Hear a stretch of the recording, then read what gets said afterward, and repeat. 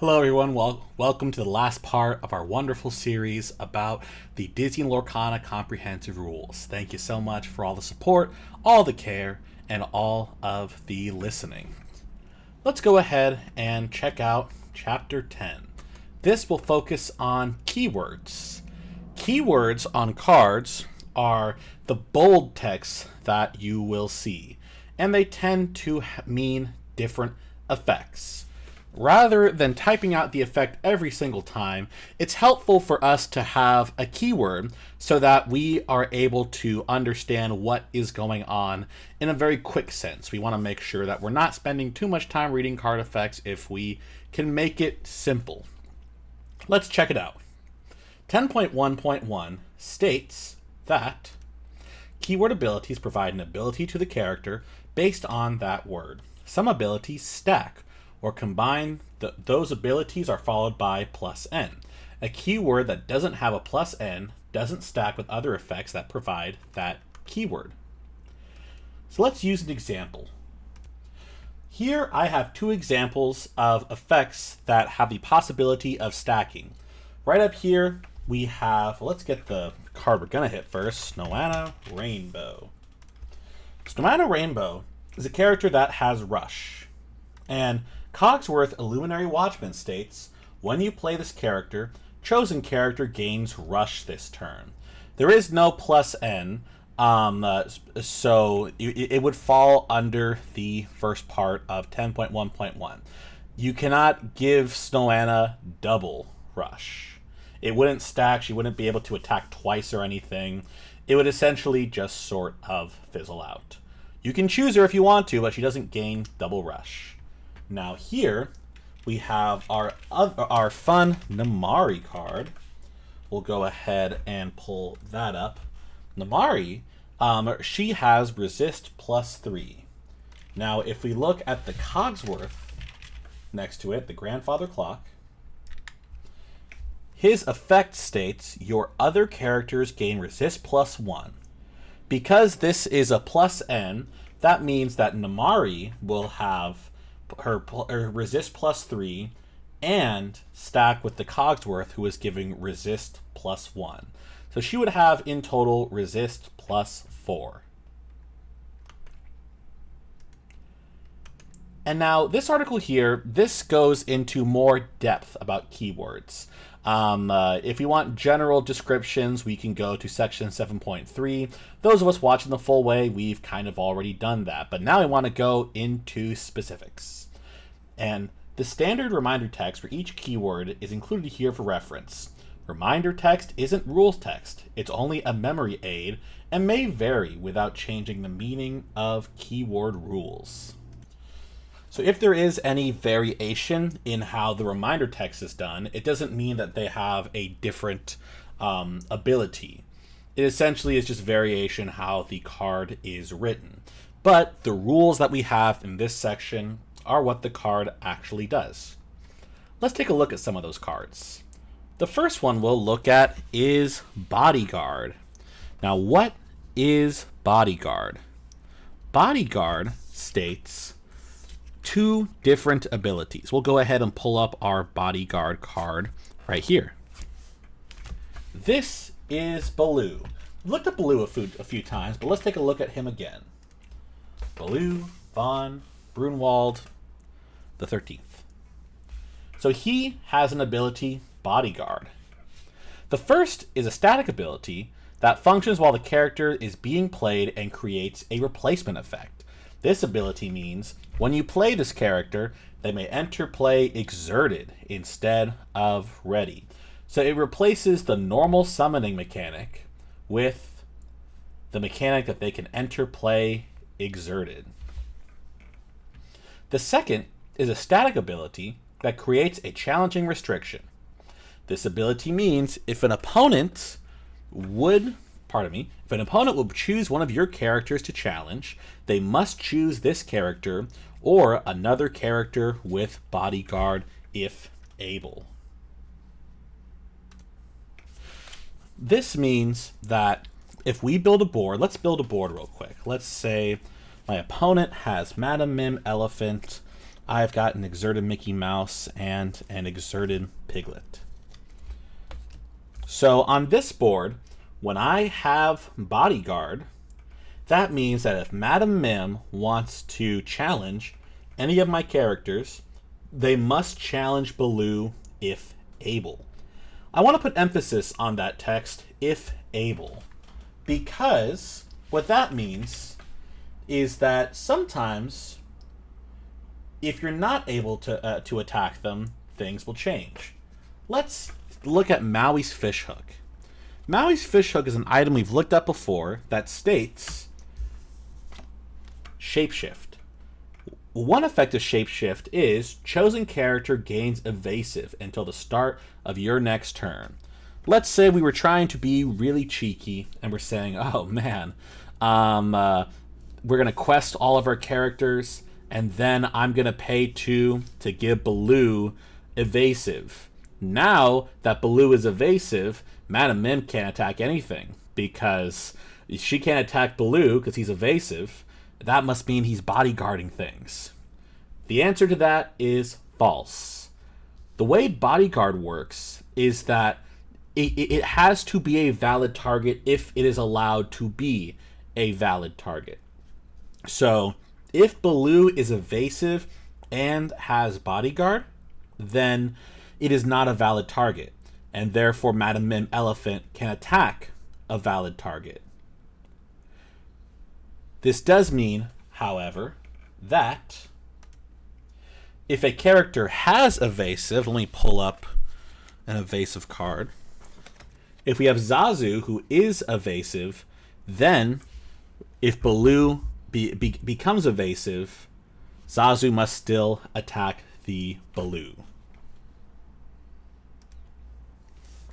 Also note that the character must be exerted for Bodyguard to have effect. So if I quest with these two characters and I say pass turn, Madam Mim can challenge into either one of these characters because Baloo is not a valid target because they are not exerted. Therefore, Madam Mim would choose a card that is a valid selection. So make sure you're careful with Bodyguard. Make sure they are exerted and make sure they are able to be challenged. Speaking of challenging, let's look at our next keyword, 10.3, Challenger. We'll go ahead and reset our board and we will look at our challenger. Today's challenger is going to be Prince Eric, dashing and brave. Let's check him out. Prince Eric has Challenger +2. While challenging, this character gains +2 strength. So that means that Prince Eric, when challenging, will have 3 strength. Let's see that in practice. We're going to pull out our friend Baloo again. This time he's going to be on our opponent's field. So I'm going to say, okay, I'm going to challenge into Baloo. So we'll go ahead and indicate challenging by declaring it and exerting the character. Now, once the challenge is started, Prince Eric will gain 2 strength. So he will challenge into Baloo. Baloo will have 3 damage counters put on him. Prince Eric will have 0 damage counters because Baloo has 0 strength. During the game state check, Baloo will be banished. Now that the challenge has ended, Prince Eric is back to 1 strength. This means that any effects that may affect characters with 1 strength would be effective. So even though he has 3 strength during challenges, if we dropped a little bit of... Our opponent drops Sisu Empowered Sibling, which states, when you play this character, banish all opposing characters with 2 strength or less, Prince Eric would still be banished. 10.3.3 also states that it's important to note a character with Challenger doesn't gain strength if they are being challenged. This is why in the section I emphasize the importance of making sure we understand the difference between challenging and being challenged. because Prince Eric's card states challenging. If he is exerted and I attack with Sisu, or I challenge with Sisu, Sisu would only take 1 damage counter because Eric is being challenged, not challenging. Let's take a look at our next card. We'll look at Evasive. Evasive has not that much text, but a very big ability. We'll go ahead and grab our Evasive card. Here is Zazu. Let's clear up our board a little bit so we can all see. And let's take a look at Zazu. Zazu is evasive. This means only characters with evasive can challenge this character.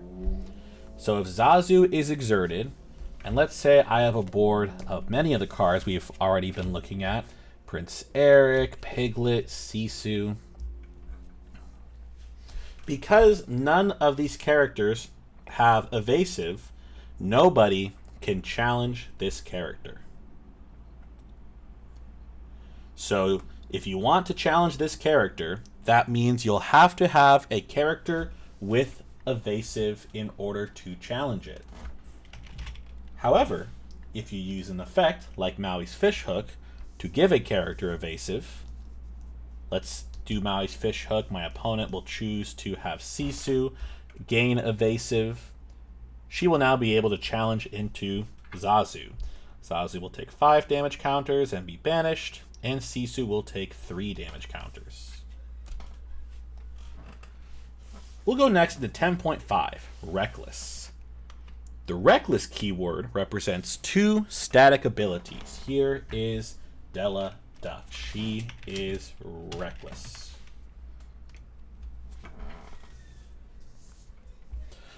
Reckless has 2 abilities. The first one is this character can't quest.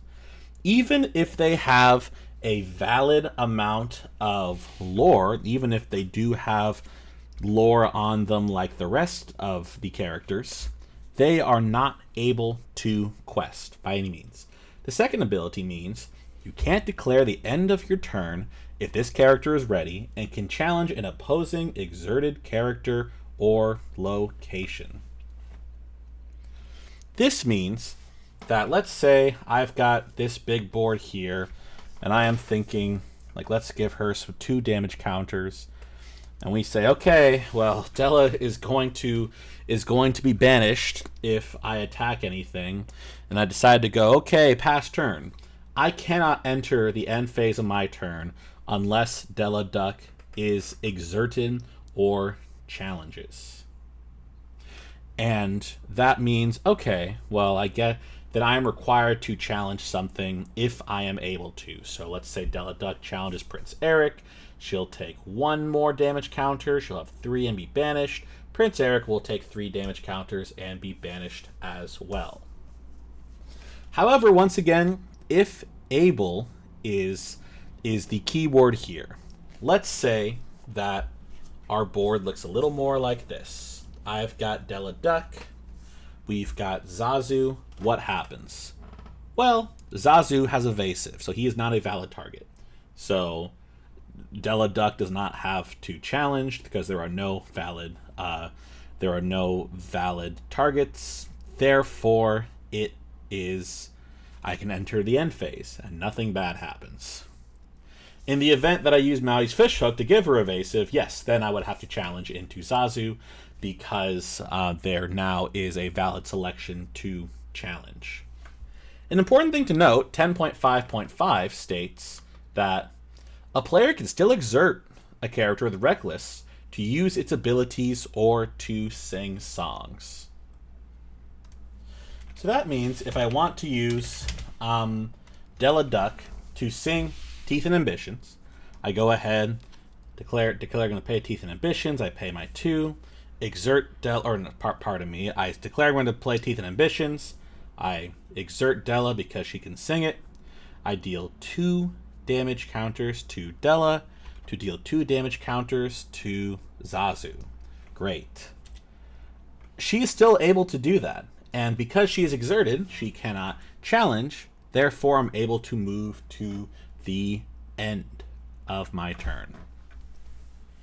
Let's go ahead and go down to our next area. 10.6, resist.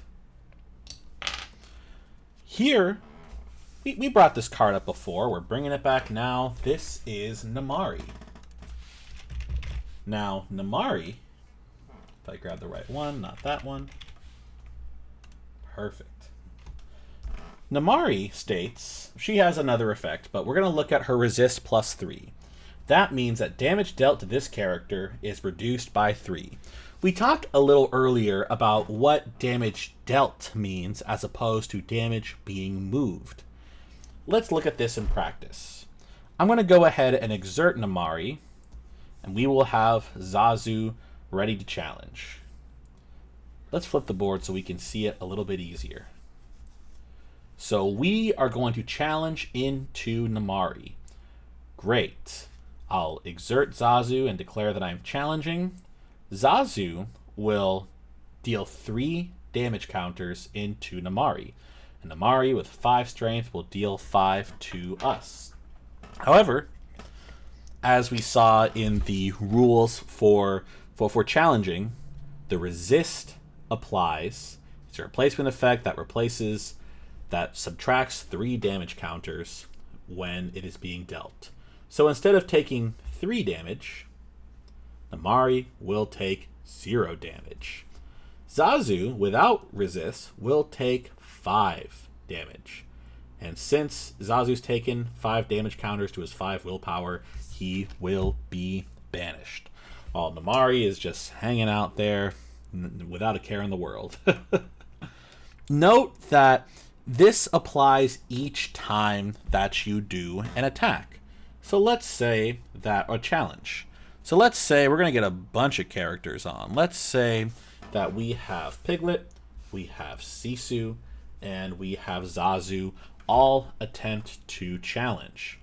So we already did Zazu. We know he has 3 strength, so he'll challenge into Namari. He'll take 5. Namari will have 3 damage counters applied, but then resist will reduce it by 3. Zazu will be banished. I say, okay, let's try Piglet now that you've done that. Piglet will deal 2 damage counters, but resist comes in and reduces it by 3. Namari deals 5, banished. Sisu comes in. Okay, we'll have Sisu challenge. Exert. Namari will have 5 damage counters put on her, but resist comes in and reduces it by 3. That means Namari will take 2 damage. Sisu will take 5. Because Namari has 5 strength, Sisu is banished. So resist applies for every single challenge. However, if we have cards like Madam Mim Elephant, let's take a look at that. There we go. Madam Mim Elephant states, at the start of your turn, you may move up to 2 damage counters from this character to chosen opposing character. Let's give Namari 3 damage. And we'll go ahead. It's going to be the start of our turn. I will ready Madam Mim.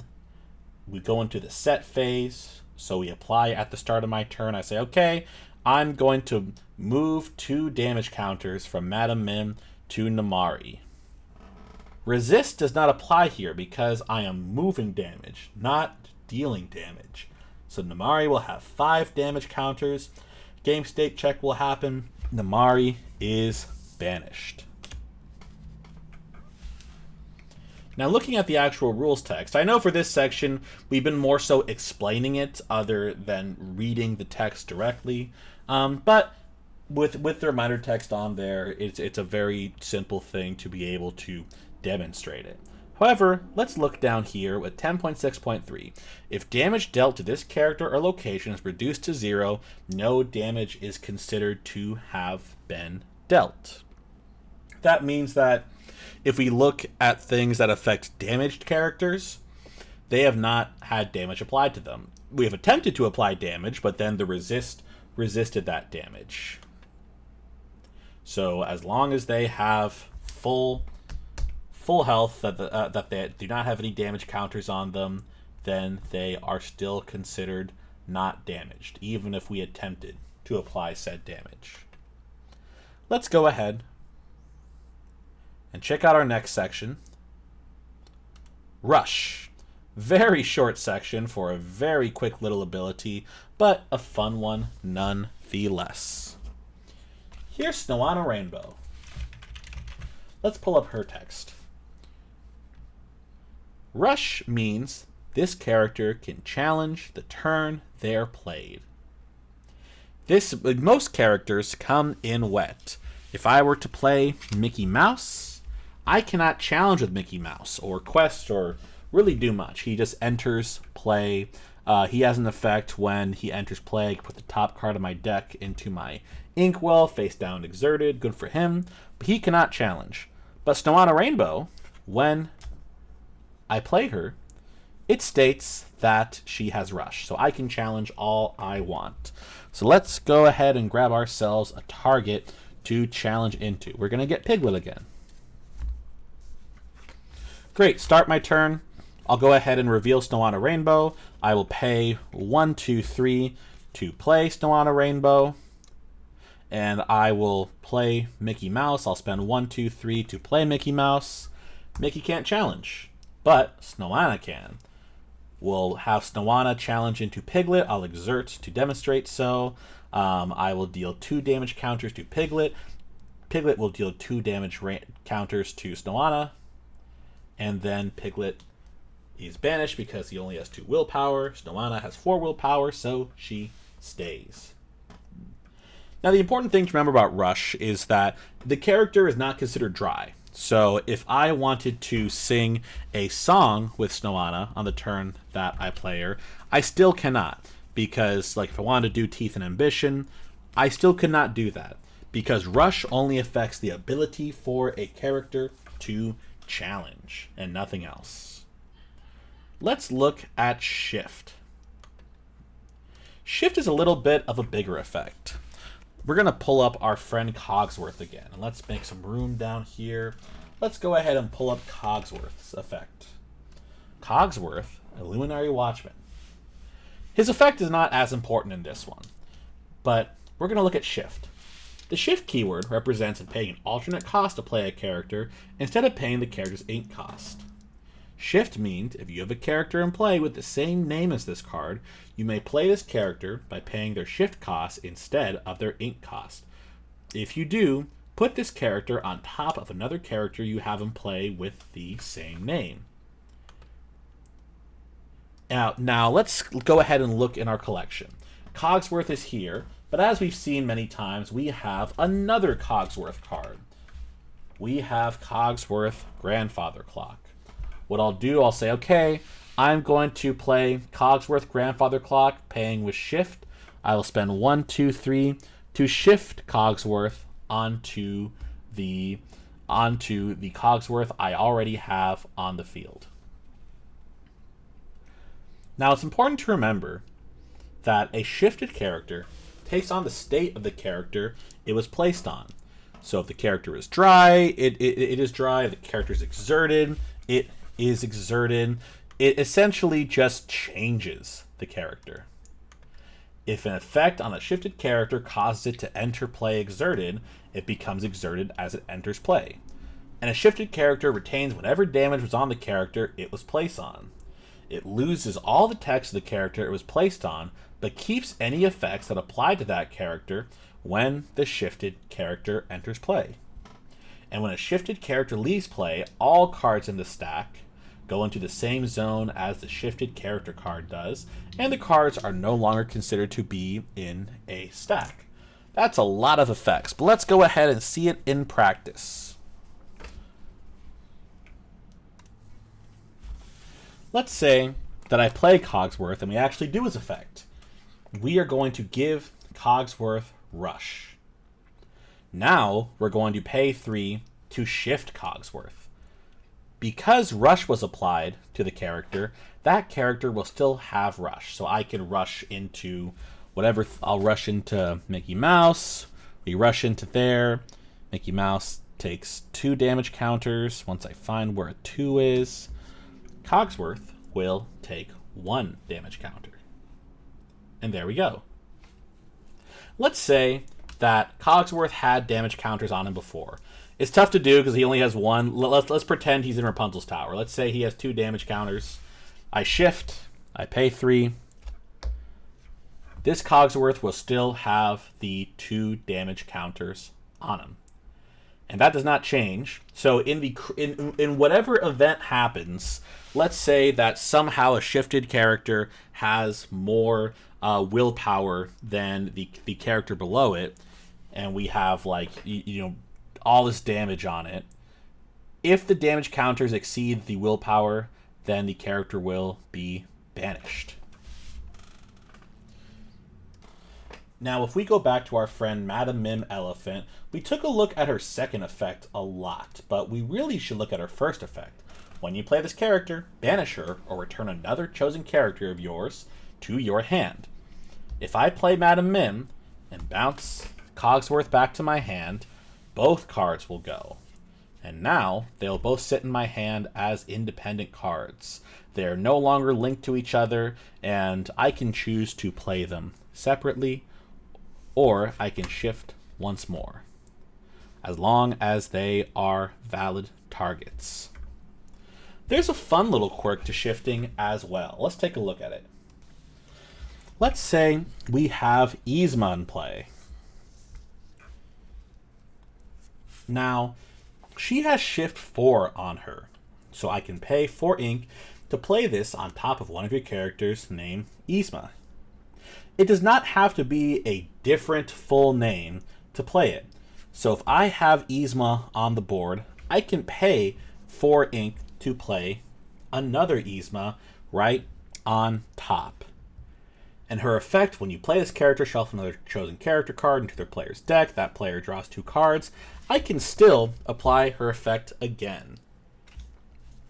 Even though it is the same card, you can shift as long as you have enough ink to do so. And you can do this as many times as you like. So if I'm running 4 Yzmas, I can shift Yzma on top of Yzma on top of Yzma on top of Yzma, as long as I can pay the cost. When they are banished or go somewhere, they all go together. Let's take a look at our next effect. 10.9, Singer.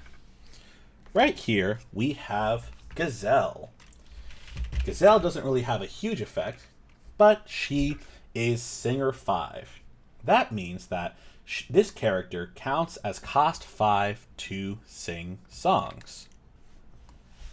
Now, it's important to remember, 10.9.3 states that this character counts as cost N only to sing songs and only during the process of playing a card.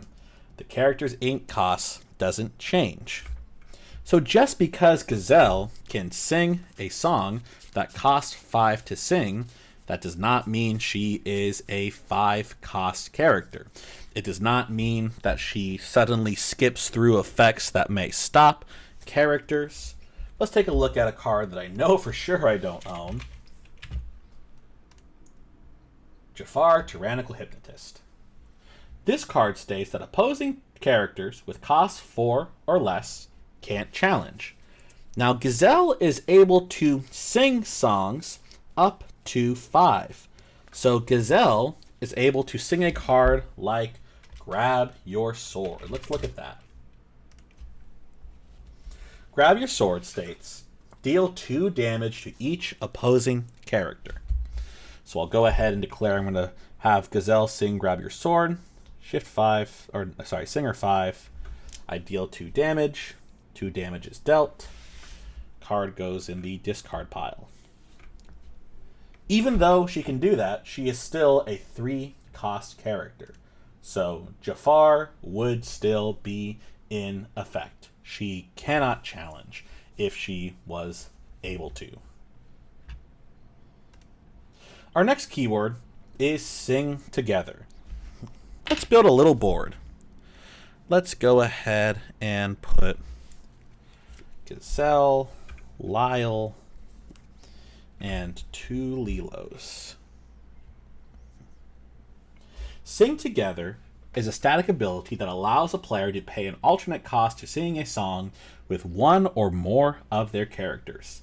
Sing Together N means instead of paying the ink cost, you can exert a number of you or your teammates' characters with total ink costs N or greater to play this card without playing the ink cost. Now, it's important to remember that when you sing together, it still has to follow all singing rules, meaning that you must be able to pay the cost and you must exert the characters. And if there is a trigger that happens when a character sings a song, that trigger still happens even though they are singing it together. Now, here I have a board of Lyle, Tiberius Rourke, who has a cost of 3. We have Gazelle, who, while she is a cost of 3, has Singer 5. And we have 2 Lilos, which are a 1-cost character. And I want to sing the mob song. Here is the mob song. Sing Together 10. Deal 3 damage to up to 3 chosen characters and or locations. So what I'll do is I'll say, okay, I'm going to sing together the mob song with Lyle, that's 3, Gazelle, that's 8, and then both my Lilos, 9, 10.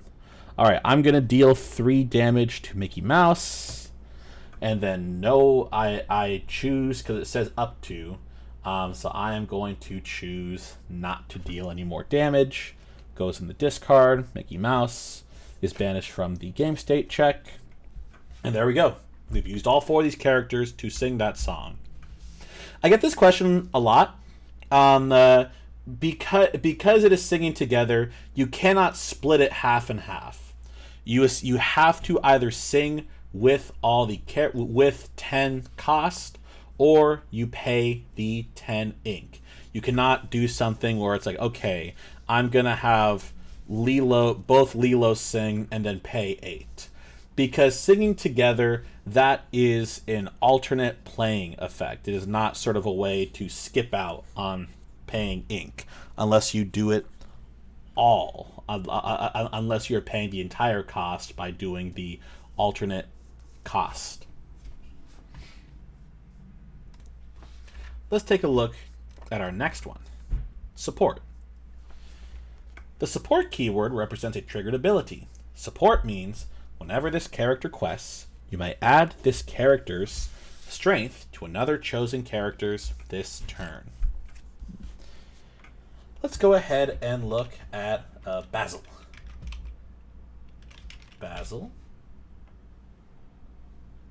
There we go. Basil is a 1-cost character that states whenever this character quests, you may add their strength to another chosen character's strength this turn. So I'm going to say, okay, who do we want to put on there? Let's put Gazelle. Let's have her exerted.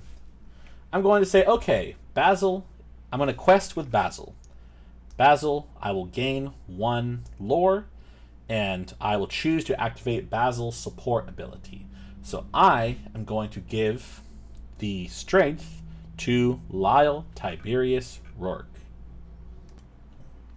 Lyle will now have 4 strength. Note that this is not like Challenger, where he only gains it when challenging or whatnot. Lyle just has 4 strength for this turn.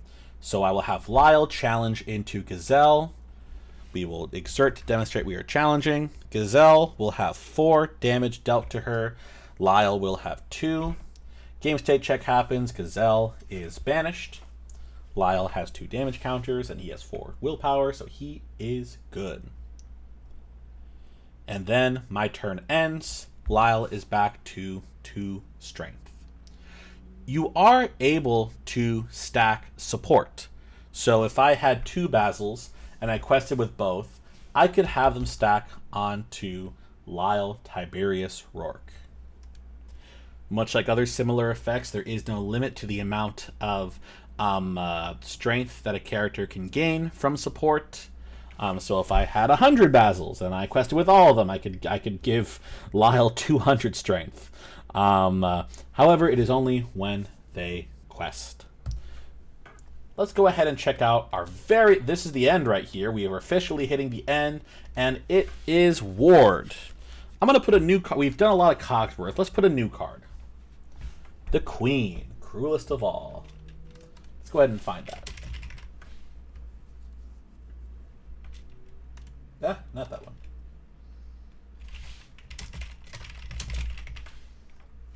Not even a good card, really. Cruelest of all. So the Queen, cruelest of all, she has Ward, which means that opponents can't choose this character except to challenge. Now, this is a tough effect because let's say that we have something that will target this character. So we're going to put Lyle back, and let's look back at what Lyle does because we didn't really talk about his effect. Lyle states, when you play this character, chosen opposing character gains Reckless during their next turn. Let's flip the board, so we are going to control Lyle. I'm going to say, okay, I play Lyle. I'm going to choose the Queen to gain Reckless. Well, because the Queen has Ward, I can't choose her. Therefore, she does not gain Reckless. It's important to remember, though, that if there are effects that are not chosen, that can still happen. The Queen is still affected by those. So let's say in our big stack of cards, we play Grab Your Sword. Let's look back at what Grab Your Sword does. Grab Your Sword states, deal 2 damage to each opposing character. Grab Your Sword does not choose. I know I'm saying target a lot, and people are going to be very mad about that. The official term is choose. There is nothing about choosing. It is just an effect that happens. 2 damage is dealt to each opposing character. So even though the Queen has Ward, she's not being chosen. So 2 damage counters will be applied to the Queen. Additionally, if a card effect requires the opponent to choose, then the opponent will still be able to choose that character. So let's say, if I look at my big pile of cards here that I always love to look through, here is Lady Tremaine. Let's pull up Lady Tremaine. If I can spell. Lady Tremaine states, when you play this character, each opponent chooses and banishes one of their characters. If I play Lady Tremaine, and my opponent only has the Queen on board, my opponent has to choose the Queen to be banished. Because the effect states opponents can't choose this character. So they are still able to choose that character, and because the Queen is the only valid target, the Queen is banished. And let's scroll down a little bit. It's blank. What's next? We have the glossary. The glossary is just a section for us to be able to get reminders on words and what they mean.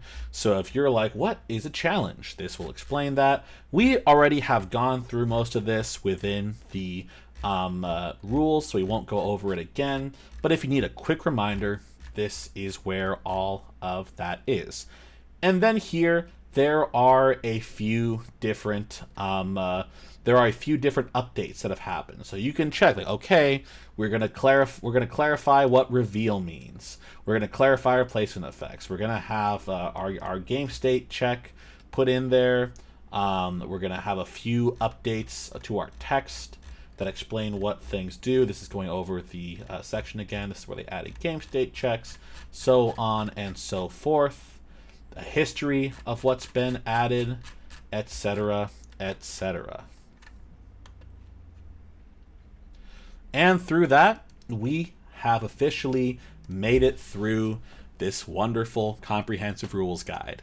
Thank you so much for joining us on this journey. It has been a great thing being able to understand all these rules, and I know there is plenty more that we will need to understand. So, as always, if you have any questions or concerns, any criticisms, critiques, please feel free to let me know. I'm always happy to re-clarify something, fix something that I may have missed, and add more information. But until then, thank you so much, and we will hopefully see you on the next one.